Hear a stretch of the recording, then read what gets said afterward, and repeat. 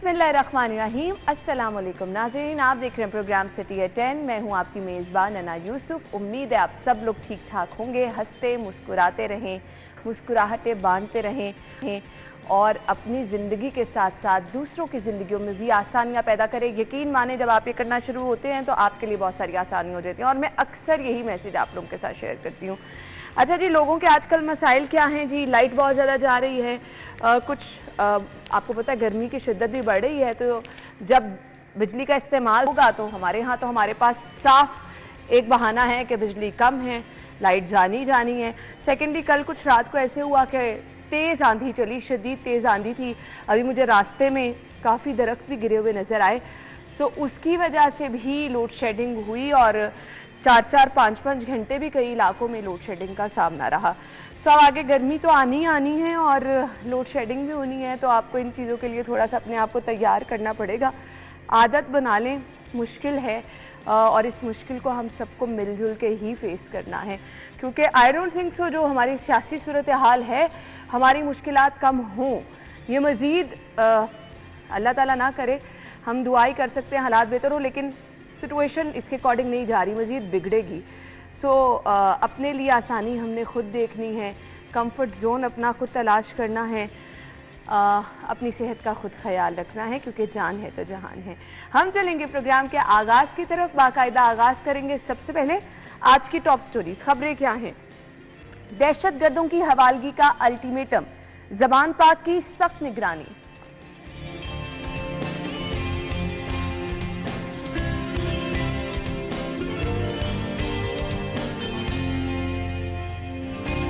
महंगाई के बाइस तरक्याती बजट के हुजम में 1.5 खरब का इजाफा। पीएनडी बोर्ड ने तरक्याती रिपोर्ट तैयार कर ली। इसके बाद खबर है जी, एनडीए से इख्तियारात में रद्दोबदल, चीफ इंजीनियर 2 से 14 अहम मंसूबे वापस। लाहौर के वोटर्स की तादाद 12,54,000 का इजाफा। मर्द वोटर्स की तादाद 35,50,000, खवातीन वोटर्स की तादाद 31,01,000।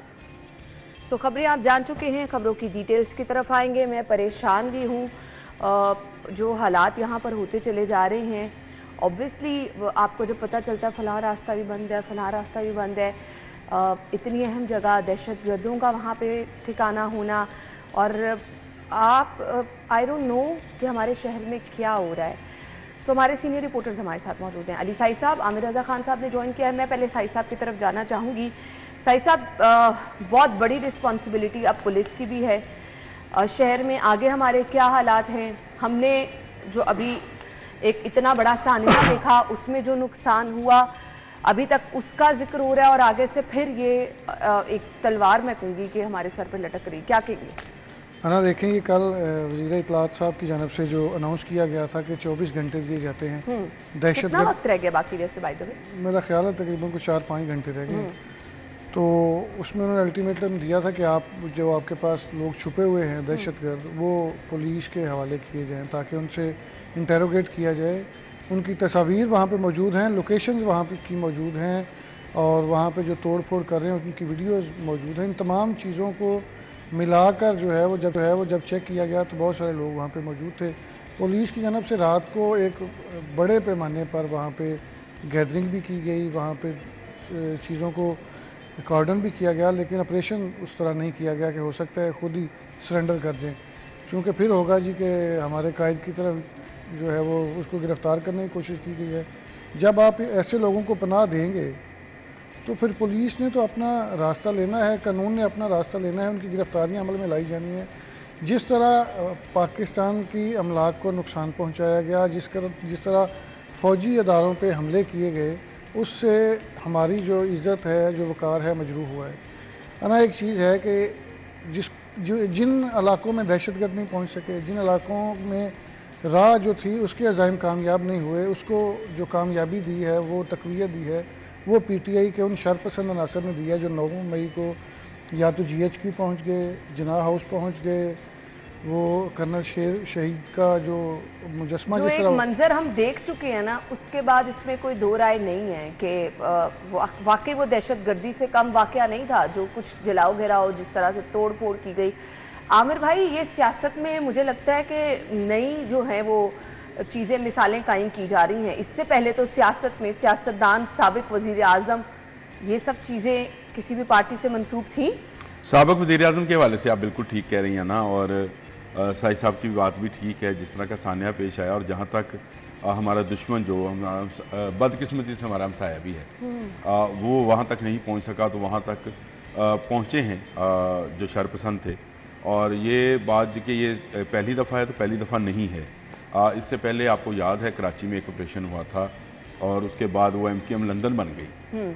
तो ये भी शायद इसी तरह की कोई तंजीम बनने जा रही है, जिसमें मुझे ये नज़र आता है आने वाले मुस्तकबिल में कि पाकिस्तान तहरीक इंसाफ इमरान खान साहब के पास नहीं रहेगी। और इमरान खान साहब, वो आपको मैं ऑफ द रिकॉर्ड जब पहले गुफ्तगू कर रहे थे तो मैंने आपसे कहा था कि खान कल्ला रह गया, हाथ बल्ला रह गया, मैंने आपको ये सुनाया भी था। उनका काम तो भी यही था। ये जो है, ये जिस तरह की वो मोमेंटम बना और ये रहे आपकी थे, जिद, अना और हटदर्मी है जो आपको यहाँ पे पहुंचा कोई देती है। जिद, कोई अना, कोई हटदर्मी नहीं है। ये प्लानिंग है, ये प्लान मंसूबा था। और आपकी गिरफ्तारी नैब के ज़रिए हुई, और इंस्टॉलेशन जो है वो फ़ौज की जलाई गई। ये एक प्लान था, पहले से प्लान किया हुआ मंसूबा था। आप ये समझे, मुझे ये बताएं, यहाँ से लेकर और मर्दान तक, और मर्दान से आगे कबायली इलाकों तक क्या सिर्फ फौजी तनसीबात ही थी जिन पर हमला किया जाना था? और भी चीज़ें थी। आपने वो चागी का पहाड़ जलाने के लिए आपने रेडियो पाकिस्तान पेशावर पर भी हमला किया। तो ये सारी फौजी तनसीबात ही हैं जिनको हम समझते हैं। और हमारा ये फ़ख्र था, हमारा मान था। कोर कमांडर का घर जो है वो किसी भी इलाके में हो तो वो बहुत अहम होता है। लेकिन अगर वो लाहौर जैसे बॉर्डर पर हो, जो कि हमारा, जिसके साथ आपको भी पता है कि 65 में क्या हुआ और क्या कुछ होने जा रहा था, तो यहाँ पर एक सेंटर ऑफ पावर जिसको कहा जाता है सरहदी इलाकों का, वो यही था लाहौर का जो कोर कमांडर हाउस। सबसे सेफेस्ट हाउस जो है वो वही था। अच्छा, सेफेस्ट तो वो देखें, मैं ये समझता हूँ कि ये दहशतगर्द मौजूद हैं, और ये दहशतगर्द आज से मौजूद नहीं है, पहले से भी मौजूद थे। ठीक। और ये सिर्फ एक घर में नहीं है, ये जो 2 नंबर घर है इसमें नहीं है, वहाँ पे और भी घर हैं जहाँ पे इनको पनाह दी जा सकती है। बिला तफरीक आपको ऑपरेशन करना पड़ेगा। और अगर इनको निकाल दिया गया है, जिस तरह से इमरान खान साहब ने कल कहा जी कि 5 पुलिस वाले 4 पुलिस वाले आ जाएं, मैं उनको घर की तलाशी हर देने को चीज तैयार में हूं। अपनी मर्जी करते तो हैं। ये सिर्फ वो भी एक ड्रामा है। और ये मैं समझता हूँ कि ये सिर्फ एक कैमोफ्लाज है। और इस कैमोफ्लाज में कल क्योंकि अनाउंस कर दिया वज़ीर इत्तलात ने, और अनाउंस करने के बाद अल्टीमेटम दे दिया 24 घंटे, तो 24 घंटे बहुत बड़ा वक्त होता है। आप किसी को भगाना चाहें, ये भगा सारा, लें। अमर भाई सॉरी, ये सारा प्लानिंग के साथ हुआ है। कल मैं एक ग्रेड 21 के अफसर थे, उनके पास बैठा हुआ था। उन्होंने बताया कि प्लानिंग इस तरह की गई थी कि खान साहब को एक रेड लाइन डिक्लेयर किया गया था कि खान साहब अगर पकड़े जाते हैं तो उसके बाद एक व्हाट्सएप ग्रुप था, उसमें मैसेज जाना था, उसमें क़यादत थी। उसके बाद फिर उसके अगले ग्रुप्स बने थे, जो छोटी क़यादत थी उस तक मैसेज गया। फिर इसमें एक मखसूस वर्कर्स थे, उसका व्हाट्सएप ग्रुप था। यानी इस तरह उन्होंने व्हाट्सएप ग्रुप्स बनाए थे। फिर हर बंदे का ये डिक्लेयर किया गया था कि आपने लिबर्टी पहुंचना है, आपने GHQ पहुंचना है, आपने फ़लान जगह पे पहुंचना है। तो जैसे ही इमरान खान की गिरफ्तारी अमल में लाई गई, ये मैसेजेस किए गए और वो लोग प्लानिंग के तहत अपने अपने मुकाम पर पहुंच गए। और फिर आपने वीडियोज़ भी देखी कि कहा गया कि हमने GHQ जाना है, हमने कोर कमांडर हाउस जाना है। शुरू हुई थी, अभी उसका तो एंड नहीं हुआ। इनके एंड से अगर वहाँ पे दहशतगर्द हैं तो अभी वो प्लानिंग कंटिन्यू हुआ। इनके मास्टरमाइंड मौजूद थे जिन्होंने सारा कुछ करवाया, जिन्होंने सारी प्लानिंग बनाई और फिर उस पर इम्प्लीमेंट करवाया। मैं बढ़ा दूँ ईसाई की बात, 169 व्हाट्सएप ग्रुप्स हैं जो कि अभी तक लोकेट हुए, 169। अच्छा। जो from the top to the bottom चलते हैं, ग्रेड वाइज इन्होंने बता दिया। जिस तरह से जो पहला टियर है, दूसरा टियर है, तीसरा टियर है, तो ये सब प्लानिंग का हिस्सा था। मुझे ये बताएं, अगर ये प्लानिंग ना होती तो इमरान खान साहब की दोनों बहनें जो हैं वो कैसे वहाँ पर वो कैसे पहुंची वहाँ पे? उनका भांजा कैसे वो पेंट लहरा रहा था और दिखा रहा था, वो अब दोनों कहाँ, तीनों कहाँ हैं? ये ज़मान पार्क नहीं होगी, हो सकता है 2 नंबर घर में ना हो, और किसी 3 नंबर घर में, 4 नंबर घर में, 5 नंबर घर में हो। तो ये ऑपरेशन जो है, अगर आप जियो फेंसिंग के जरिए कर रहे हैं तो आपको जहाँ जहाँ पर ये लोग मिलते हैं, ये एक खुली दहशतगर्दी है। इसका जो तो जुर्रत जो है आज तक टीटीपी ने या जितनी दहशतगर्द तंजीमें दूसरी हैं कलदम तंजीमें, नाम तो मैं नहीं लेता, लेकिन उन्होंने भी नहीं की थी। तो ये प्लानिंग जो है ये किस तरह से की गई, और फिर 1 साल से साई साहब, सॉरी आपकी बात काट रहा हूँ, 1 साल से तैयारी की जा रही है। मुझे बताएं, आपको उस मंजर याद है जब इमरान खान साहब वो हिटलर की तरह हाथ उठा के हल्फ ले रहे थे लोगों से? बिल्कुल, कि मैं ये जहाद करने निकला हूँ, आप मेरे साथ चलें। हाँ, ठीक है, और मैं देखूंगा कि मेरे साथ क्या होता है। पिंडी तक ये क्यों लेके गए थे? पिंडी आपको भी पता है कि GHQ पिंडी में है, वहाँ तक ये क्यों लेके गए थे अपना धरना और अपने वो जुलूस, और फिर ये कैसे कैसे इन्होंने लोगों को तैयार किया, हलफ लिए, पैसे लगाए। इन्होंने यहाँ तक किया कि अमेरिका में 2 फर्म्स हायर की जो कि लॉबिंग करती हैं, और उन्हीं की लॉबिंग का नतीजा है कि कल 60 के करीब कांग्रेस के जो लोग थे उन्होंने एक ख़त लिखा वहाँ के वज़ीर ख़ारजा को, और उन्होंने इसमें ये लिखा कि पाकिस्तान में जो सियासी हालात हैं वो बहुत मुश्किल का शिकार हैं इस वक्त, और इस वक्त हमें हुकूमत को कहना चाहिए कि आज़ादी इज़हार राय और इस तरह की चीज़ें जो हैं इन पर कदगन ना लगाएं और जल्द से जुलूस करने दें। मुझे ये बताएं, ये लॉबिंग फर्म्स जो हैं जिनको $25,000 महाना फ़ी फर्म दिया जा रहा है, ये पैसा किसका है? सही कह रहे हैं आप। और कहाँ से आपने कमाया और कहाँ पे आप लगा रहे हैं? खुदा का खौफ करें, ये मुल्क है, जान के लाले पड़े, ये बनाना रिपब्लिक नहीं है। पड़े। मैं बताऊं, ये बनाना रिपब्लिक नहीं है। यहाँ वज़ीर आज़म फांसी चढ़ गए, यहाँ वज़ीर आज़म नाहल हो गए, गोली लग गई मुहतरमा बेनज़ीर को, लेकिन इस तरह की हालात कभी पैदा नहीं होते।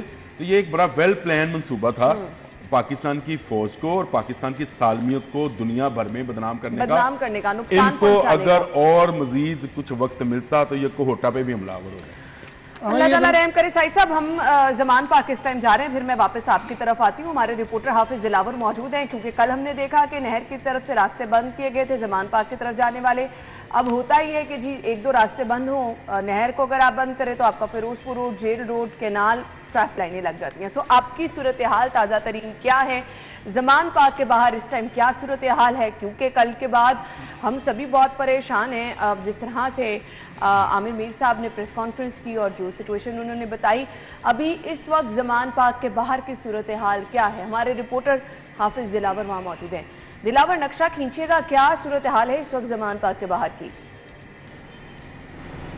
जी बिल्कुल, चेयरमैन पाकिस्तान तहरीक इंसाफ इमरान खान की रिहाइश का ज़मान पार्क में 40 दहशतगर्दों की मौजूदगी का इंकशाफ है, और सिक्योरिटी इदारों की जानिब से ये जो है खदशा ज़ाहिर किया गया है। पंजाब हुकूमत को भी कहा गया है कि इसके ख़िलाफ़ जो है एक्शन लिया जाए और सर्च ऑपरेशन किया जाए ज़मान पार्क इमरान खान की रिहाइश का।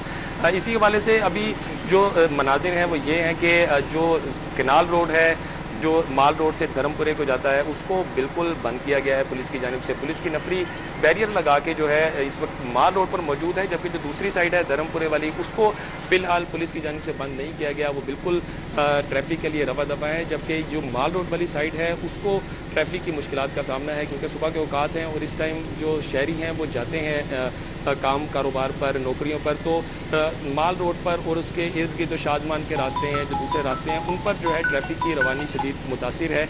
इसके साथ साथ जो ज़मान पार्क की सूरत हाल है वो कारकुनान बिल्कुल भी यहाँ पर मौजूद नहीं है। जो कैंप्स लगाए गए हैं यहाँ पर कारकुनान की जानिब से वो बिल्कुल खाली हैं। इसके साथ जो ज़मान पार्क में इमरान खान की रिहाइश गाह के बाहर जो जिस तरह कारकुनान मौजूद होते थे वो भी इस वक्त मौजूद नहीं है। सिर्फ 4 से 5 कारकुनान इस वक्त वहाँ पर मौजूद हैं और कोई भी इस तरह की यहाँ पर सूरत हाल नहीं है कि कारकुनान ज़्यादा इकट्ठे हो गए हैं या कोई इस तरह का मामला है। पुलिस भी माल रोड पर मौजूद है, आगे की तरफ नहीं आई है, तो अभी तक कोई ऐसा मामला जो है वो देखने में नहीं आया सामने। ठीक है, बहुत शुक्रिया हाफिज दिलावर। अभी पीछे भी साई साहब आपने भी सूरत हाल देखी, हाफिज दिलावर के पीछे आमिर भाई आपने भी देखा, कारकुन कोई मौजूद नहीं है, लोग टेंट लगे हैं। हाँ, टेंट अच्छा, लगे मुझे ये भी समझ नहीं आई हमारी निगरान हुकूमत की कि भाई आपने ये तजावजात कायम क्यों रहने दिए? उखाड़ फेंके इनको। नहीं अमर भाई, आपको मौका भी मिला था, अमर भाई आपको मौका भी मिला था, निगरान हुकूमत जो है वो बिल्कुल एक अच्छे तरीके से चीज़ों को मैनेज यार आप कब्जा तो नहीं ना आप किसी आप का। ये वो कहते हैं सियासी लोग हैं, इनका एहतजाज हक है, लेकिन एहतजाज पुरअमन करें। इनका तो बिल्कुल जो एहतजाज है वो कल अदम तंजीमों वाला लग रहा है, क्योंकि जब भी PTI की जानब से किसी जगह पे प्रोटेस्ट किया गया इस तरह, तो यहाँ तो वहाँ पे पथराव किया गया है, डंडे बरसाए गए हैं, पेट्रोल बम जो हैं वो फेंके गए हैं और फेंके पुलिस, गोलियाँ चलाई गई, फेंके पुलिस के ऊपर गए हैं। आप देखें, जब भी दहशतगर्दी होती है, जब भी तालिबान की जानब से अटैक होता है तो पाकिस्तान की फोर्सेस पे होता है। वही एटीट्यूड है ये जो सियासी दहशतगर्द तंजीम है उसकी जानब से ये पिछले 4 माह से यही रवैया देखने में आया है कि जब भी पुलिस की जानब से कोई अदालती अहकामात या कोई FIR हुई है तो उस पर गिरफ्तारी करने की कोशिश की जाती है, तो इस तरह का एटीट्यूड शो किया जाता है कि जैसे यहाँ पे तो इंतहाई पाको पकीज़ा लोग बैठे हैं और ये जो गिरफ्तार करने आए हैं ये कानून इनके दायरा कार में आता ही नहीं है। प्लानिंग पुलिस की बिल्कुल प्लानिंग है और इनको गिरफ्तार भी करना चाहिए, चूँकि गवर्नमेंट की जानब से अल्टीमेटम दिया गया है, एक टाइम फ्रेम दिया गया है कि इस टाइम लाइन के अंदर अंदर ये बंदे जो हैं आपके पास वो पुलिस को हिरासत में दिए जाएँ ताकि इनसे इंटेरोगेट किया जाए। तो ये 40 बंदे मौजूद हैं अंदर जो कल आमिर भाई ज़ाहिर है एक इंतहाई ज़िम्मेदार शख्सियत हैं और वो गवर्नमेंट के तर्जमान हैं और उन्होंने कोई चीज़ उनके पास है तो उसके बाद ही कहा है ना, गवर्नमेंट पुलिस की जानब से कुछ ना कुछ तो उनको दिया गया, तो जो इतना बड़ा बयान दिया उन्होंने TV चैनल्स पे बैठ के, तो ज़ाहिर है 30 बंदे अगर वो इस बात का क्लेम कर रहे हैं तो वो होंगे वहाँ पे।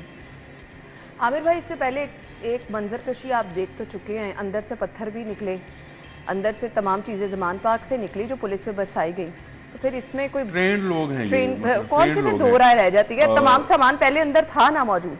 मैं ये बताऊं, ये उनका ख़ास एक लिबास का तरीक़ेकार है, सलवार कमीज़ के नीचे जॉगर। तो आपने देखा इमरान खान साहब भी अब जॉगर पहनना शुरू हो गए हैं सलवार कमीज़ के नीचे। ये दहशतगर्दों का तो इस तरह का कोई साहिब साहब आपको भी पता है, ये दूसरे लेदर शूज वगैरह नहीं पहनते क्योंकि उसमें भागने में। अच्छा जी, चौधरी सरवर साहब की मेरे सामने है जी एक स्टेटमेंट, वो कह रहे हैं PTI पे पाबंदी लगानी चाहिए। इस पे बात करते हैं, मुझे ब्रेक का खा जा रहा है, ब्रेक के बाद वापस आएंगे, हमारे साथ ही रहिएगा।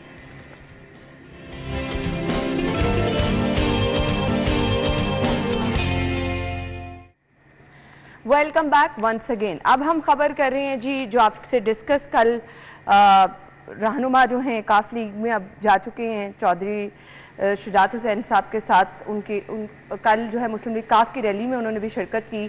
मैं बात कर रही हूँ जी आपके साथ चौधरी मोहम्मद सरवर के हवाले से, जिन्होंने कल ये कहा कि पाबंदी होनी चाहिए PTI पे। आमिर भाई, अब ये आवाज़ PTI का हिस्सा भी रह चुके हैं, PTI के हिस्सा रह चुके हैं और ये अंदरूनी मामलात खासियत से भी जानते हैं, इन्होंने काफ़ी चीज़ें इंकशाफ भी किए थे, लेकिन मसला ये है कि ये आवाज़ अब ज़्यादा बुलंद होती चली जा रही है। आप इस वक्त सिंध से या कराची से कह दें पेशावर तक जो है लोग आहिस्ता आहिस्ता इस आवाज़ में शामिल होते चले जा रहे हैं कि ये कोई सियासी जमात नहीं है, ये एक ऐसा ग्रोह है जो कि तशद्दुद पसंद है, शिद्दत पसंद है, शर पसंद है, दहशत पसंद है। तो ऐसे ग्रोह को जो है इस पर पाबंदी लगानी चाहिए। देखें, पॉलिटिकल वर्कर्स का और काम होता है, पॉलिटिकल वर्कर्स एहतजाज भी करते हैं और इस एहतजाज में वो फसाव का वो ऐसा भी उनमें हो जाता है कि उनमें तशद्दुद आ जाता है, लेकिन वो कभी आर्मी इंस्टॉलेशंस पर हमले नहीं करते। आप मुझे बताएं, मैंने आपको अभी बताया था कि फांसी लगाई गई यहाँ पर वज़ीर आज़म को, गोली मारी गई लियाकत अली खान को, बेनज़ीर को, पॉलिटिकल वर्कर थे। नवाज शरीफ को निकाला गया और जिस तरह से निकाला गया वो बेचारे यही पूछते रह गए पूरे GT रोड पे मुझे क्यों निकाला, ये पूछते पूछते वो लंदन जाके बैठ गए और लेकिन उनके वर्कर्स ने सब्र का दामन हाथ से नहीं छोड़ा, एहतजाज किया, माल रोड पर किया, उन्होंने उस एहतजाज में अगर शिद्दत भी आई तो इस हद तक नहीं थी कि वो किसी आर्मी, हालांकि ये अगर देखा जाए तो जुल्फ़कार अली भुट्टो को जो फांसी है वो तो ज़िया-उल-हक साहब ने दी थी, बिल्कुल नवाज शरीफ को मुशर्रफ साहब ने निकाला था, लेकिन इसके बावजूद पाक फौज के हवाले से पूरी कौम जो है वो यकजुबान रही है, यकजहन रही है और ये यकजहती जो है यही दुश्मन को खटकती है।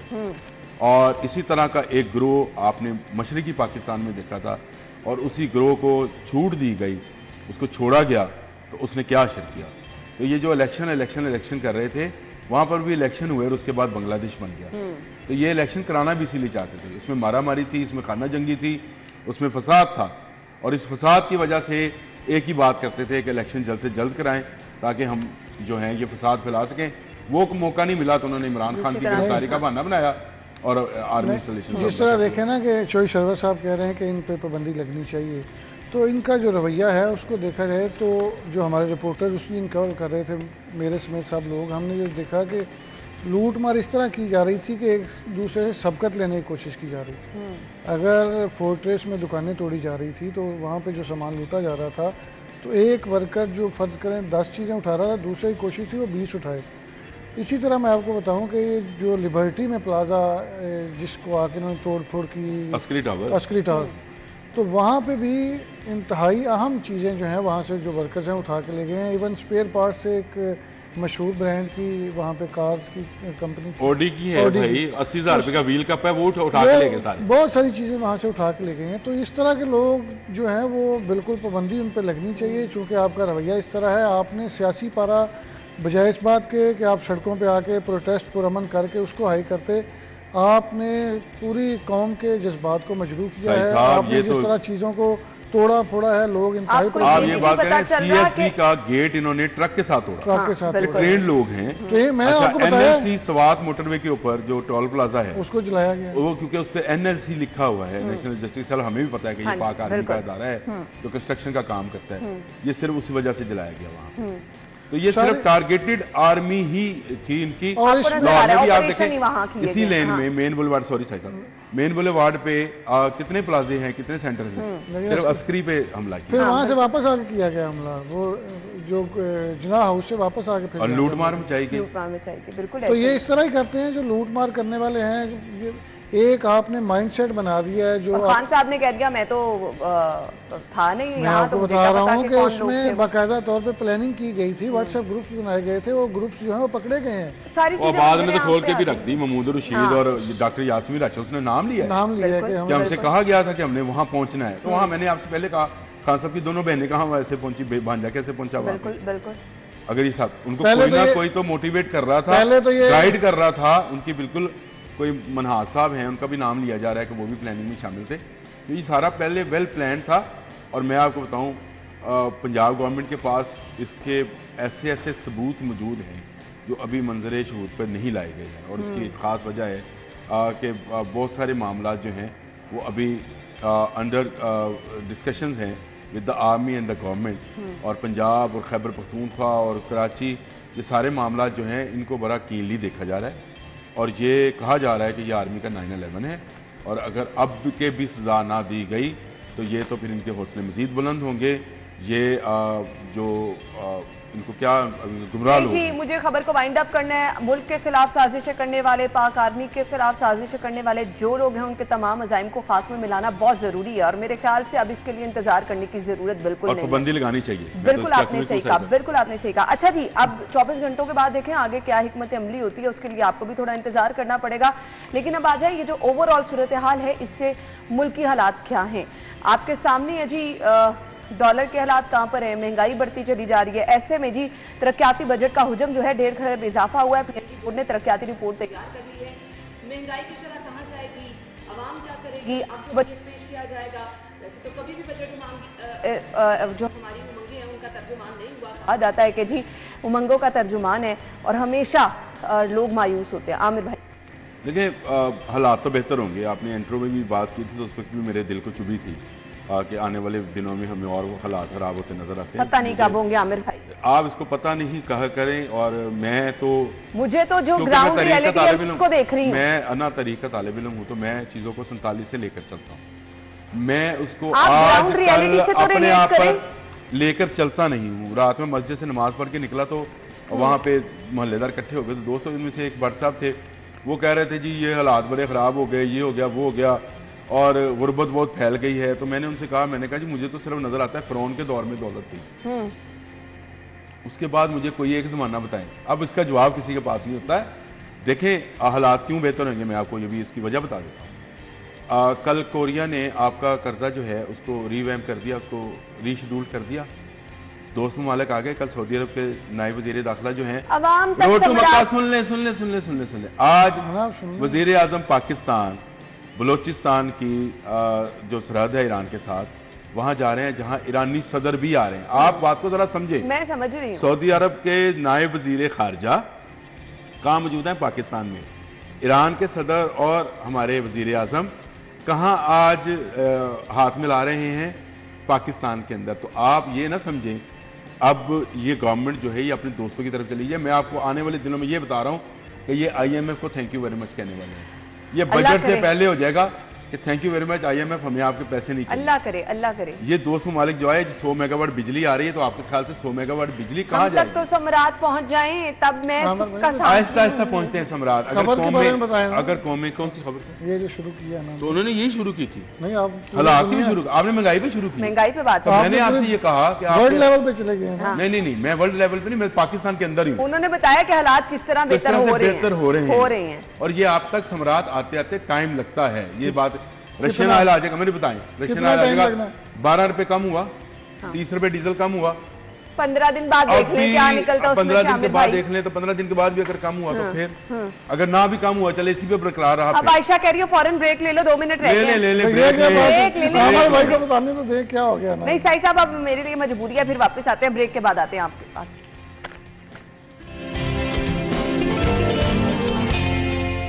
Welcome back once again. Budget की हम बात कर रहे थे, आमिर भाई ने तसल्ली दिला दी कि हालात बेहतरी की तरफ जा रहे हैं। आई होप, दुआ गो हैं हालात बेहतरी की तरफ जाएं। पर महंगाई के बाइस ये जो खबर है तरक्याती बजट के हुजम में 1.5 खरब का इजाफा होगा, तो फिर ये कैसे अवामी उमंगों का तर्जुमान बजट होगा? साई साहब, कोई उम्मीद है ना? आमिर भाई जिस तरह बता रहे थे मुझे बिल्कुल ऐसे ही लग रहा था। मैंने और आपने तो कोई 2-4 माह बाद जब बजट पेश हो जाएगा उसके बाद हमने बड़ी गाड़ियाँ ले लेंगी क्योंकि कीमतें कम हो जानी है, चीज़ें कंट्रोल हो जानी है, पेट्रोल की कीमतें कम हो जानी है। सही मजबूर ना करके ऑफ द रिकॉर्ड देखें वो जो तरक्याती बजट की बात हो रही है, मैं भी आपको बता रहा था कि पुलिस ने जो इनकी एक सेंट्रल प्रोक्योरमेंट होती है, महंगाई के हवाले से बात की जाए तो यूनिफॉर्म 2.5 लाख खरीदना था, उसके लिए जो फंड्स थे वो बाकायदा तौर पे मुख्तस किए गए थे। लेकिन पहले यानी पिछले जुलाई से लेकर अब तक इतनी महंगाई हो गई है कि 2.5 लाख की बजाय 1,20,000 का कॉन्ट्रैक्ट ये 2 दिन पहले किया गया। तो अगर ADP की बात की जाए तो आपको पता है हर चीज़ की कीमत दिन ब दिन बढ़ती जा रही है, कंस्ट्रक्शन के हवाले से। हाँ, ऐसे में वो आमिर भाई की तसल्ली मुझे समझ से बाहर है। बिलाशुबा उन्होंने फैक्ट्स के साथ बात की है, बिल्कुल ठीक की है, जो चीज़ें बताई हैं वो बाकी बेहतरी की तरफ जा रही है, लेकिन मौजूदा हालात से रिलेट करके आपको सुकून और तसल्ली नहीं आती। जितनी स्कीम्स हैं उनकी जब भी R&D होती है उसका बाकायदा तौर पर एक तखमीना लगाया जाता है, तो किसी को ये अंदाज़ा नहीं था कि जो जारी स्कीमें हैं, जो नई स्कीमें हैं उनका तो चलें ये बन सकता है, लेकिन जो जारी स्कीमें हैं उनके बारे में तो ये अंदाज़ा नहीं था कि इतनी महंगाई हो जाएगी कि 200 गुना बढ़ जाएगी। बहुत कम है, मुझे वाइंड अप करने का कहा जा रहा है। Thank you so much, thank you Aamir भाई तसल्ली दिलाने के लिए। और इंशाल्लाह मैं हकीकत बयान करता हूँ, तसल्ली नहीं देता। मैं फैक्ट्स पे बात कर रहा हूँ, मैं तो आपसे फैक्ट्स आपने मैंने एग्री किया। चलें 4 माह बाद याद रख लें। हमारी रिपोर्टर मायदा मौजूद हैं, वो हमें बताएंगी कि मौसम की क्या कंडीशन रहेगी। आजकल आपको नज़र आ रहा है कि दिन में हम देखते हैं शदीद गर्मी होती है, लेकिन रात को मौसम कदरे बेहतर होता है और फिर एकदम से रात को आंधी भी आ गई। सो प्रेडिक्शन क्या है वेदर की? मायदा की तरफ चलेंगे, ओवर टू यू। अना, शहर की मौसम की बात की जाए तो हमारे शहरी सबसे पहले सुबह उठते ही चैनल्स पर ये देखना पसंद करते हैं कि आज का मौसम किस तरह से रहेगा, और जब वो ये देख लेते हैं तो उस हिसाब से सारा दिन की प्लानिंग्स भी कर लेते हैं। तो अगर आज के मौसम की बात की जाए तो गुज़श्ता रोज़ जो आंधी तूफ़ान और बारिश हुई है उसके बायस तो शहर का मौसम इंतहाई खुशगवार है, ठंडी हवाएँ चल रही हैं, और आज महकमा मौसमियात की जानिब से तो बारिश के अमकानात भी ज़ाहिर किए गए हैं। लेकिन इस वक्त मेरे कैमरामैन वसीम निसार जो इस टाइम फ्रेम दिए हुए और दरख्त के नीचे है वो भी बड़े झूमते हुए दिखाई दे रहे हैं, क्योंकि उनकी खुशी देखने में इस तरह से नज़र आ रही है कि वो भी मौसम इंजॉय कर रहे हैं, हम भी बाहर मौसम इंजॉय कर रहे हैं। तो आप लोग भी इस मौसम को खूब इंजॉय कर सकते हैं, क्योंकि आज मौसम ओवरऑल इसी तरह से रहेगा। ठंडी हवाएं चलती रहेंगी, शहरी इस मौसम को एंजॉय करेंगे, कोई तरबूज खाकर, कोई चाय की चुस्कियाँ लेकर और कोई डिफरेंट प्लान्स बनाकर कोई बाहर रेस्टोरेंट्स में जाकर इस मौसम को एंजॉय कर सकता है। क्योंकि गर्मियों के मौसम में जो है ये इस तरह का मौसम हो जाना तो हमारे लिए एक नेमत समझी जाती है। तो शहरी इस मौसम को जो है वो खूब इंजॉय करें। अगर टेम्परेचर की बात की जाए तो आज जो है वो 25 डिग्री सेंटीग्रेड टेम्परेचर रिकॉर्ड किया जा रहा है। नॉर्मल है क्योंकि हवाएं भी चल रही हैं साथ साथ, लेकिन कहीं पर सूरज भी जो है अपनी हल्की हल्की किरणें दिखा रहा है। तो बारिश के अमकानात भी महकमा मौसमियात की जानिब से जो है वो जाहिर किए गए हैं। जैसे ये बारिश हुई तो हमारे शहरियों के चेहरे और मज़ीद खिलखिला उठेंगे, ये बारिश को भी इंजॉय करेंगे। तो इसी तरह से आज सारा दिन मौसम रहेगा और मौसम को मज़ीद शहरी जो है वो इंजॉय करते हुए तब दिखाई देंगे जब ये बारिश हमारे शहर में खूब बरसेगी। ठीक है, बहुत शुक्रिया मायदा, आपने हमें मौसम की सूरत हाल से बताया कंपैरेटिवली आज। सो नाज़रीन, आज है जी 18 मई और अजायब घर का आलमी दिन आज मनाया जा रहा है। पूरी दुनिया की तरह शहर लाहौर में भी ये दिन मनाया जा रहा है। अब ये दिन मनाने का मकसद क्या है बेसिकली, वो आपको बताना बहुत ज़रूरी है जी। मुआशरे में अजायब घरों के किरदार, तालीम, सकाफत, विरसे के तहफ़्फ़ुज़ के बारे में जी जो किरदार अदा किया जाता है, असल में मकसद है ये दिन मनाने का ये कि बताया जाए सबको कि अजायब घरों की अहमियत क्या है। आज के दिन की मुनासबत से कौन कौन से स्पेशल इवेंट्स हो रहे हैं, इस दिन को मनाने का मकसद क्या है, अजायब घर की अहमियत क्या होती है। आप लोगों ने, तमाम लोगों ने लाहौर म्यूज़ियम ज़रूर विज़िट किया होगा, जिन्होंने नहीं किया उनको ज़रूर करना चाहिए, अपने बच्चों को करवाना चाहिए। यहाँ पर खुसूसी कौन कौन से नवादरात और कौन सी ज़बरदस्त चीज़ें मौजूद हैं जो कि काबिल दीद हैं, वो भी आपके साथ शेयर करेंगे। हमारे साथ डायरेक्टर लाहौर म्यूज़ियम मोहम्मद उस्मान साहब आज के शो में मौजूद हैं। अपने मेहमान को वेलकम करेंगे। अस्सलाम वालेकुम उस्मान साहब। थैंक यू सो मच, बहुत बहुत शुक्रिया। कुछ सबसे पहले तो हिस्ट्री पर लाहौर म्यूज़ियम की मैं नज़र डालना चाहूँगी, कब से म्यूज़ियम कायम हुआ, क्या क्या आपकी रिस्पॉन्सिबिलिटी है, सबसे पहले आज के दिन को क्यों मनाया जाता है? जी बिस्मिल्लाहिर्रहमानिर्रहीम। जैसे आपने बिल्कुल दुरुस्त कहा कि अजायब घर जो है वो गुज़श्ता तहज़ीबों और आने वाले वक्त के दरमियान एक राब्ते का किरदार अदा करते हैं। तो 1978 में पहली दफ़ा अजायब घरों का आलमी दिन मनाने का फ़ैसला दुनिया भर में किया गया और तब से अब तक ये दिन मनाया जा रहा है। और आखिरी साल में, गुज़श्ता साल में, इसमें तकरीबन 38,000 म्यूज़ियम्स ने हिस्सा लिया दुनिया भर से और इस साल भी तकरीबन 40,000 के करीब म्यूज़ियम जो है वो हिस्सा ले रहे हैं। लाहौर अजायब घर भी इसमें पार्टिसिपेट कर रहा है और इस हवाले से आज हम 2 बजे एक फ़ंक्शन कर रहे हैं जिसमें एक सेमिनार है जिसमें लाहौर के तमाम म्यूज़ियम्स के डायरेक्टर्स को हमने मदऊ किया है, जिसमें वो लोगों से म्यूज़ियोलॉजी और म्यूज़ियम्स की अहमियत और ख़ास तौर पे उस थीम पे गुफ्तगू करेंगे जो इस साल का थीम है। इस साल का थीम जो बुनियादी तौर पे चूज़ किया है इंटरनेशनल काउंसिल ऑफ म्यूज़ियम्स ने, उसका ताल्लुक़ अक़वाम मुत्तहिदा की उस ऑब्जेक्टिव से है जिसे हम सस्टेनेबल डेवलपमेंट गोल्स कहते हैं। तो इस दफ़ा का जो थीम है वो बुनियादी तौर पे सस्टेनेबल डेवलपमेंट और ह्यूमन वेलबींग, ये 2 चीज़ें जो है वो इस साल का थीम है। तो इसी हवाले से आज भी बात होगी और इसी हवाले से हमारी अगले साल की प्लानिंग भी होगी। सही। ये आज के दिन का मकसद है और इस दिन को किस थीम के तहत मनाया जा रहा है ये भी उस्मान साहब ने बता दिया। बेसिकली म्यूज़ियम होता क्या है, इसकी अहमियत क्या होती है, लाहौर म्यूज़ियम में अगर लोग आएँ तो वहाँ काबिल दीद क्या क्या चीज़ें हैं जो आप समझते हैं कि वाकई इनकी अहमियत बहुत है? जी, दुनिया में म्यूज़ियम्स की मुख्तलिफ़ किस्में हैं जिसमें archaeological museums, agriculture museums, science and technology museums, army museum, art galleries, art museums, इस किस्म की हर किस्म की म्यूज़ियम्स आपको नज़र आते हैं। हत्ता कि there is a museum of childhood as well, जिसमें बच्चों की यादों के मुतल्लिक़ चीज़ें हैं। तो दुनिया भर में मैंने आपको गुजारिश की कि 55,000 के करीब म्यूज़ियम्स मौजूद हैं। लाहौर अजायब घर इस लिहाज से मुनफरिद है कि वो इस खित्ते का सबसे पुराना अजायब घर है। 1855 में इसकी इब्तिदा हकीम वज़ीर ख़ान की बारादरी से हुई और उसके बाद ये 1890 में इस मौजूदा इमारत में मुंतकिल हुआ और ये इमारत भी अहलियान पंजाब ने अपनी मदद आप के तहत पैसे जनरेट करके सरकार बरतानिया की मदद से उस वक्त बनाई और इसे क्वीन विक्टोरिया की गोल्डन जुबली सेलिब्रेशन के तौर पे बनाया गया। तो इस वक्त ये सेंट्रल म्यूज़ियम या लाहौर म्यूज़ियम जिसे कहते हैं वो पाकिस्तान का सबसे कदीम म्यूज़ियम है। इसको बने हुए तकरीबन 170 साल हो चुके हैं और मौजूदा इमारत में मुंतकिल हुए 130 साल हो चुके हैं।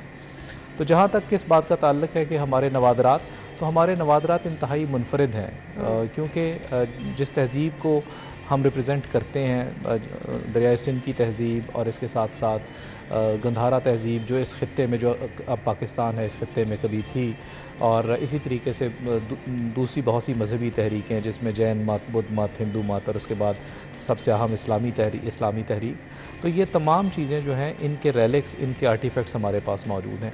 इसमें ज़ाहिर बात है कि मुख्तलिफ़ नवादरात हैं जो लोगों के लिए बड़ी अहमियत के हामिल हैं और दुनिया भर में वो कहीं नहीं है। जैसे मिसाल के तौर पे फास्टिंग बुदा है या दरियाए सिंध की सील्स, दरियाए सिंध की मोहरें हैं, दरियाए सिंध की तहज़ीब की मोहरें हैं और इसके साथ साथ पहली सदी हिजरी के लिखे हुए कुरान पाक हैं। ये तमाम चीज़ें जो हैं वो लाहौर अजायब घर में मौजूद हैं।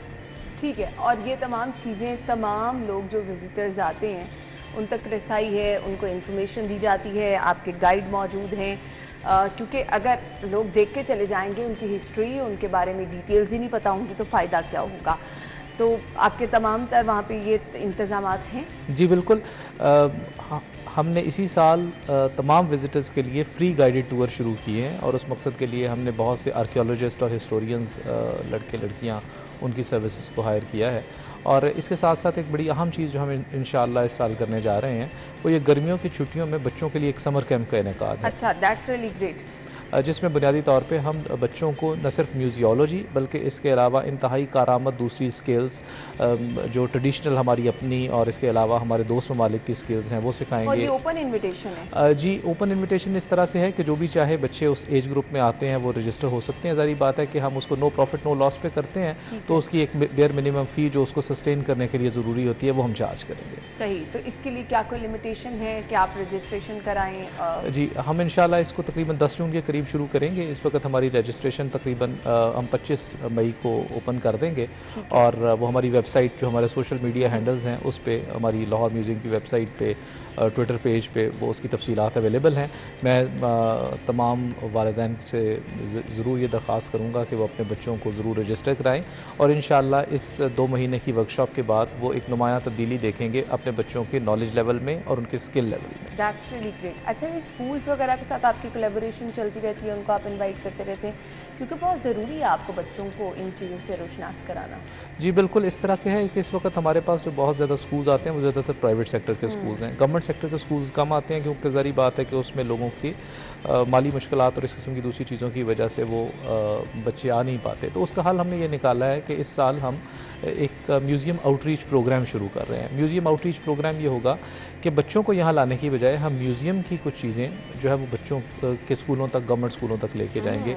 इस मकसद के लिए हुकूमत ने एक प्रोजेक्ट भी इस दफ़ा की एनुअल डेवलपमेंट प्रोग्राम में रखा है। तो इंशाअल्लाह उसमें ये होगा कि हम एक म्यूज़ियम ऑन व्हील्स जो है वो बच्चों तक लेके जाएंगे, जिसमें हमारे रेप्लिकाज, हमारे तमाम आर्टिफैक्ट्स की वीडियोग्राफी, वो तमाम चीज़ें मौजूद होंगी, जिससे बच्चों को ज़ाहिर बात है कि वो फ़ील म्यूज़ियम की आएगी। वो ज़ाहिर बात है कि लाहौर म्यूज़ियम अगर वो ख़ुद विज़िट करेंगे तो वो तो एक बिल्कुल मुख्तलिफ चीज़ है, लेकिन किसी न किसी हद तक वो म्यूज़ियम की बुनियादों से ज़रूर रोशनास हो सकती है, ज़रूर उनको पता चल जाएगा। अच्छा जी, टूरिस्ट के लिए कोई स्पेशल इंतजामात, कोई इनिशिएटिव लिया गया हो तो वो भी आप बताइए। जी, टूरिस्ट के हवाले से एक तो ये है कि आज हमने, चूँकि इंटरनेशनल म्यूज़ियम डे है, तो इंटरनेशनल म्यूज़ियम डे पे तमाम टूरिस्ट, तमाम पाकिस्तानियों के लिए भी और इंटरनेशनल टूरिस्ट के लिए भी आज के दिन हमारी एंट्री बिल्कुल फ्री है। दूसरी बात यह है कि हम टूरिस्ट को ज़्यादा बेहतर तरीके से गाइड करने के लिए अब हम एक म्यूज़ियम विज़िट एट नाइट या म्यूज़ियम विज़िट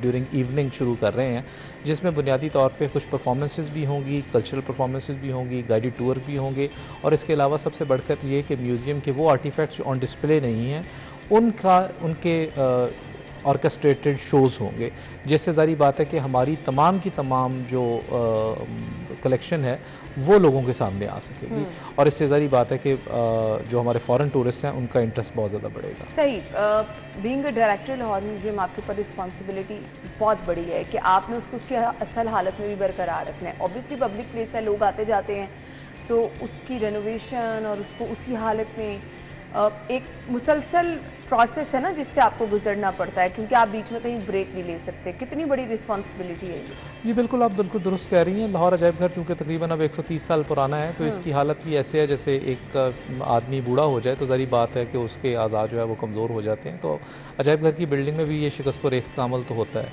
और लेकिन उसके साथ साथ हम उसको पीरियडिकली कंजर्व करने की कोशिश करते रहते हैं। 2014 में एक बड़ा अच्छा प्रोजेक्ट हुकूमत ने किया और इस साल अब 2023-24 में हम एक बड़ा अच्छा प्रोजेक्ट लॉन्च करने जा रहे हैं, जिसमें बुनियादी तौर पे इस इमारत को उस ओरिजिनल स्कीम के तहत रिस्टोर किया जाएगा जो कभी थी 1890 की, और इसके साथ साथ इसकी फ़िज़िकल एक्सपेंशन और इसकी जो कलेक्शन में इजाफ़ा है, ये दो चीज़ें भी हमारे जहन में हैं और इंशाल्लाह अगले साल हम इस पर अमल करेंगे। ये आपके फ्यूचर प्लान्स भी होंगे? जी आपने इनके तहत काम करना है। आपको क्या कोई मुश्किलात भी दरपेश होती हैं, क्योंकि एक पब्लिक प्लेस है, लोगों का आना जाना लगा रहता है, तो किस किस्म की मुश्किलात देखने में आ रही हैं? देखिए, सबसे बड़ी मुश्किल तो ये है कि लाहौर अजायब घर 1890 में जब इस इमारत में शिफ्ट हुआ तो उसके बाद से इसको जगह की कमी है। हमारे पास इस वक्त 18 गैलरीज मौजूद हैं, जिसमें ज़्यादातर गैलरीज जो हैं वो रिलीजियसली ऑर्गेनाइज्ड हैं, लेकिन हमारी कलेक्शन जो तकरीबन 70% के करीब कलेक्शन है वो इस वक्त हमारे स्टोर्स में मौजूद है। तो उसमें ज़रूरी ये है कि उस कलेक्शन को हम निकाल के लोगों के सामने ला सकें। तो सबसे बड़ी नहीं ला पा रहे हैं, हाँ, उसकी रीज़न क्या है? उसकी वजह ज़ाहिर बात है जगह की कमी है। अच्छा। क्योंकि हम बिल्कुल लाहौर शहर के मरकज़ में मौजूद हैं, तो इसके इर्द गिर्द ऐसी जगह मौजूद नहीं है जो जहाँ पे इसे एक्सपैंड किया जा सके। लेकिन अब हमारी कोशिश ये है कि हम इसके कुछ रिमोट म्यूज़ियम्स बनाएं, और जो कि लाहौर शहर में भी और लाहौर शहर के इर्द गिर्द भी हों, जहाँ पे हम उन चीज़ों को डिस्प्ले कर सकें। बिलाशुबा ये एक अच्छा इकदाम होगा जहाँ पर लोगों को इस मज़ीद इन्फॉर्मेशन मिलेगी, वहाँ पे आपके लिए भी रेवेन्यू जनरेशन में भी मदद होगी। मैसेज क्या होगा देखने वालों को? मेरा पैगाम यही होगा कि अगर मुमकिन हो तो आज के दिन ज़रूर तशरीफ़ लाएँ। आज के दिन एंट्री बिल्कुल फ्री है, लेकिन अगर आज के दिन मुमकिन नहीं है तो ये अपने बच्चों को इस समर कैंप में ज़रूर भिजवाएँ। देखें कि हम जो स्किल्स लोगों को सिखा रहे हैं, इसमें न सिर्फ उनको सेहत के हवाले से बल्कि इसके अलावा उनकी पर्सनैलिटी में बेहतरी लाने के लिए बहुत सी चीज़ें हैं, और इसकी तफसील आप हमारी वेबसाइट पर देख सकते हैं। वेलकम कह रहे हैं, ज़रूर जाएँ और ये चीज़ें ज़रूर अपने बच्चों को दिखाएँ भी और इसके बारे में बताएँ भी, क्योंकि आपकी सकाफ़त जो है वो वाकई ही आपकी पहचान होती है, किसी भी कौम की पहचान होती है। तो आज के दिन के लिए तो आपके लिए स्पेशल ऑफर है। थैंक यू सो मच, बहुत बहुत शुक्रिया आपके लिए। नाज़रीन, ब्रेक के बाद आपको ज्वाइन करते हैं।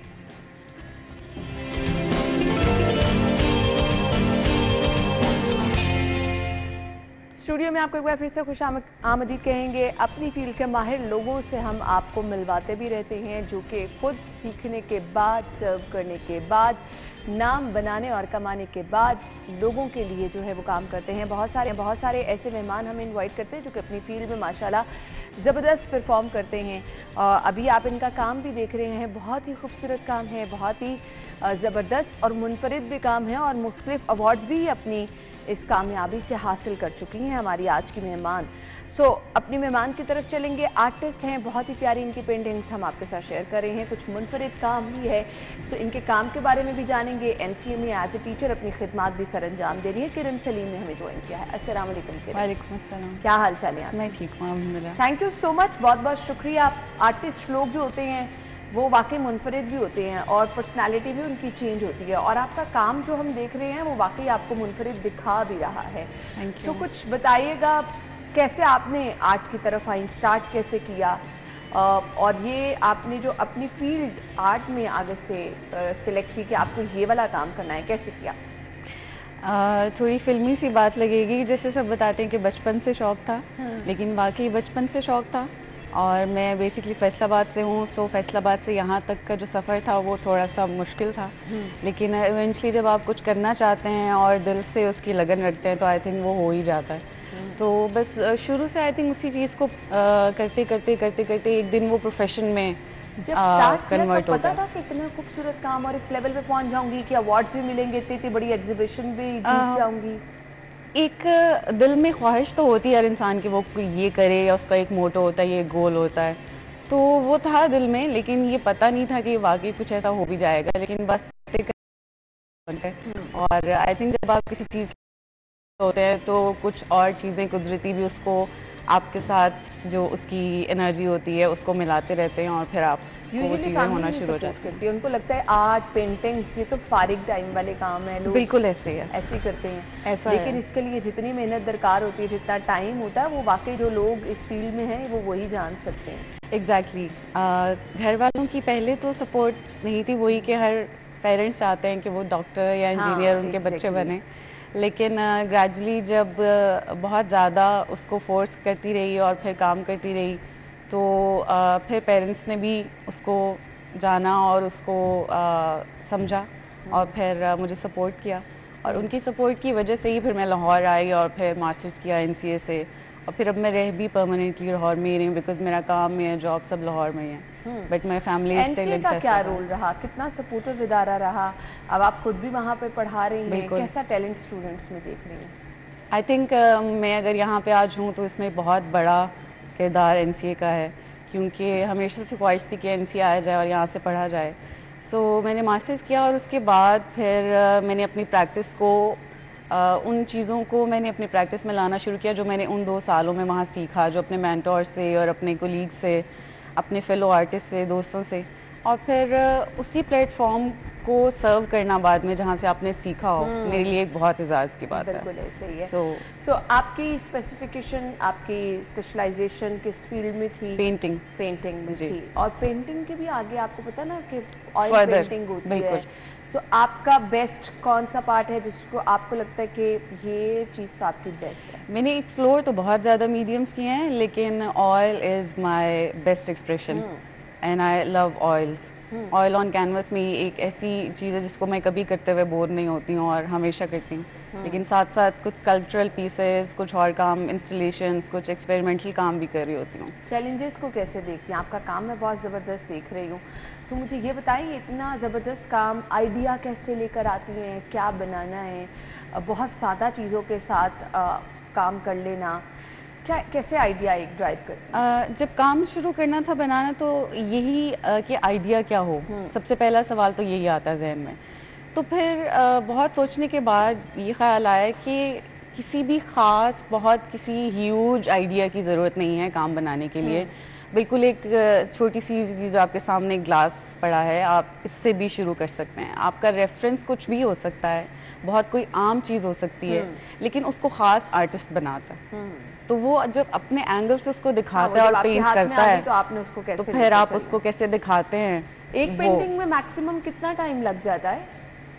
एक पेंटिंग में कहने को अभी इस तरह से डिफ़ाइन नहीं किया जा सकता, क्योंकि कभी साइजेस डिफरेंट होते हैं, कभी उसका स्केल डिफरेंट होता है, और कभी आप उसमें इमेज इस तरह का यूज़ कर रहे होते हैं।